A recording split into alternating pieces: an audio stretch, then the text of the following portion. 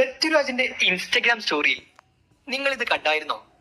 ഈ അടുത്തായി കുട്ടികളുടെ അക്രമ സ്വഭാവം ഉയരുന്നതായി കാണുന്നതുകൊണ്ടാകണം അങ്ങനെ പറഞ്ഞിട്ടുണ്ടാവുക.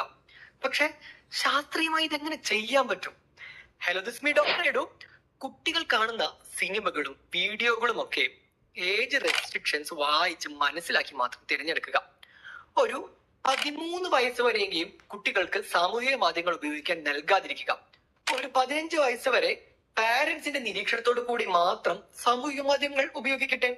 ഒരു 18 വയസ്സ് വരെ അവർ എത്ര നേരം സാമൂഹിക മാധ്യമങ്ങൾ ഉപയോഗിക്കണം എന്ന കാര്യത്തിലും ഒരളവ് ഉണ്ടായാൽ നല്ലതാണ്. 3-4 വയസ്സിൽ മറ്റുള്ളവരുടെ വികാരങ്ങൾ മനസ്സിലാക്കാൻ സാധിക്കുന്ന കുട്ടികൾ ഏകദേശം 7-8 വയസ്സാകുമ്പോൾ കൂടുതൽ എമ്പതി ഉള്ളവരായി മാറുന്നു എന്ന് പഠനങ്ങൾ കാണിക്കുന്നുണ്ട്.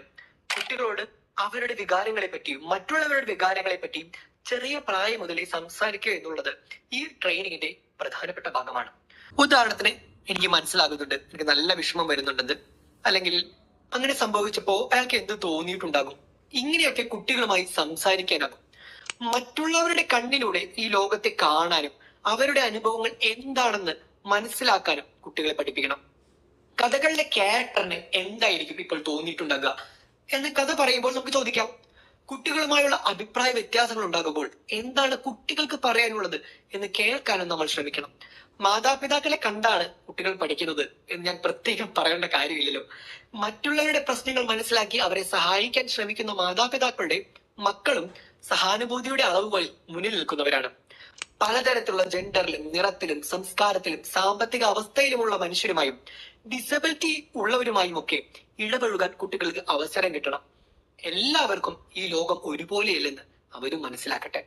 കുട്ടികളുടെ സഹാനുഭൂതിയോടെയുള്ള പെരുമാറ്റങ്ങളെ പ്രോത്സാഹിപ്പിക്കുന്ന പേരൻസിന്റെ വാക്കുകൾക്കും എമ്പതി വളർത്തിയെടുക്കുന്നതിൽ വലിയ പങ്കുണ്ട്. ഒരു കരയുന്ന കുട്ടിക്ക് തന്റെ കുട്ടി കളിപ്പാട്ടം കൊടുക്കുമ്പോൾ ഗുഡ്, കൊള്ളാം എന്നൊക്കെ മാത്രം പറയാതെ നിന്റെ ഫ്രണ്ട് വിഷമിച്ചിരുന്നപ്പോൾ അത് മനസ്സിലാക്കി ആ കളിപ്പാട്ടം കൊടുത്തത് നന്നായി എന്നൊക്കെ വിശദമായി പറയുന്നത് ആണ് കുറെ കൂടെ നല്ലത്. എത്രയൊക്കെ മക്കളെ എംപത്തറ്റിക്കായി വളർത്തിയാലും അവർക്ക് ബുള്ളി നേരിടേണ്ടി വരാം എന്നതാണ് സത്യം.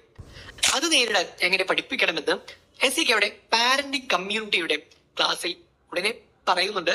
പങ്കെടുത്ത് പഠിക്കാൻ മറക്കണ്ട.